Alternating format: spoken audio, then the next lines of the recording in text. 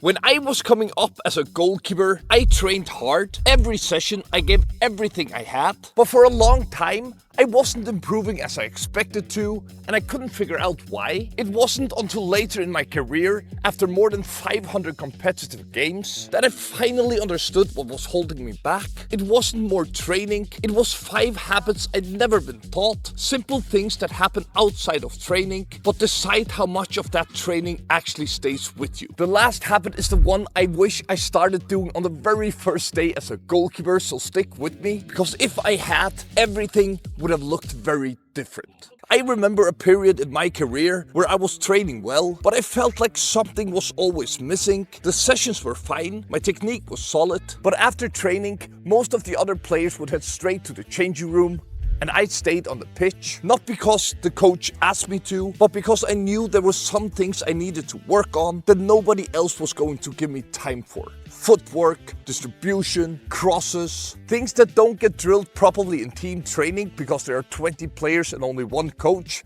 and the goalkeeper is usually the last one on the list. And over time, those extra 10-20 minutes added up. Over a season, that's tens of hours of extra work that nobody else was putting in. And that gap between what everyone else does and what you're willing to do is where the real improvement happens. The outfield players get to go home, but you don't always get that luxury.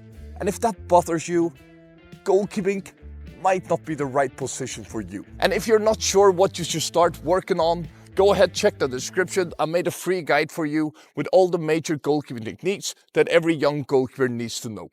It's down in the description, it's free, go check it out. But look, staying after practice is only half the battle, and if you miss the second part, you're wasting a lot of the work that you just put in. As I said, I was putting in extra sessions, doing the work nobody asked me to, but the moment I walked off the pitch, I thought the job was done. I'd go home, eat whatever was around, stay up late, sleep 6 hours, and show up the next day wondering why I wasn't getting better. But here's the thing, and this is important. When you train, your body breaks down, your muscles take a hit, your brain is trying to store all the repetition that you just practiced, and if you eat nothing, sleep badly, and spend the night on your phone, you're getting in the way of that process every single night. The training happened, but the improvement didn't.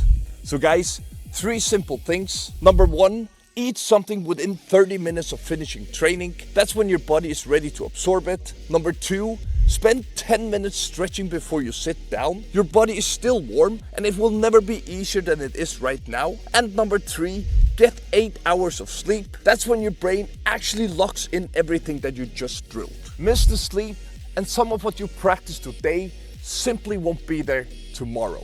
And once your body has had the chance to recover, this next habit makes sure that every single session moves you forward. If you're repeating the same mistakes week after week, this is almost certainly why. For most of my career, how did I do was the only question that I asked myself. If the session went well, I felt good and moved on. If it went badly, I felt frustrated and moved on. Either way, nothing changed. It's like looking in the mirror and only checking if your hair is okay. You might feel better for a moment, but if you forget to brush your teeth, your breath stinks. The question I should have asked myself is this: what did I learn today? Because even in a bad session, there's always something to learn. Maybe your handling broke down when the ball came low and fast. Maybe you noticed that your feet were slow getting across your goal on crosses. Whatever it is, write it down when you get home.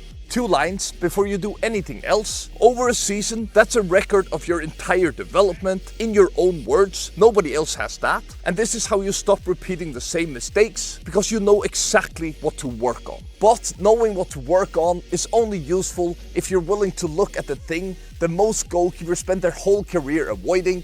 This next habit sounds strange, but trust me, it works. Early in my career, after a bad game, I do everything I could to forget it. Bad goal, move on, drop the cross, don't even think about it. I thought that was mental strength, forgetting the bad stuff and just move on to the next game. But what I was actually doing was throwing away the most useful information I had, because mistakes, they don't just go away because you stop thinking about them. They show up again, same situation, same result, and you never understand why, because you never stop to look. The habit I'm talking about is super simple. Find footage of elite goalkeepers making mistakes, not highlight saves, mistakes. Watch how Manuel Neuer gets caught off his line, how even the best keepers in the world drop crosses, make wrong decisions, get beaten at the near post. Two things happen when you do this regularly.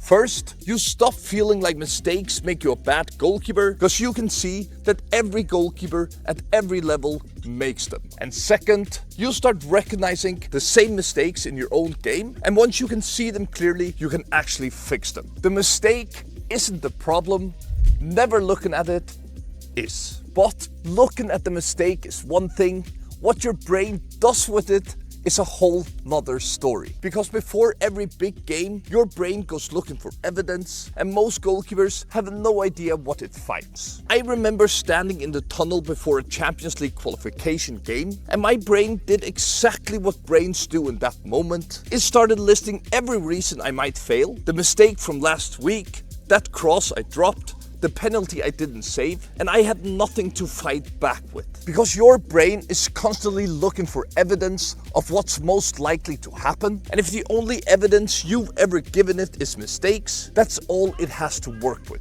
So after every game, even training, again, I need you to write, but this time, write one thing that went well, one save that you were happy with, one decision you got right, or one moment where you just felt sharp. That's it, one thing written down. Over time, that becomes a bank of evidence that you are good enough, and when your brain starts looking for reasons to doubt you, you have something to show it. Now, all of these habits are super important, but if you're ready to take your goalkeeping seriously, go watch these solo training mistakes that most goalkeepers do.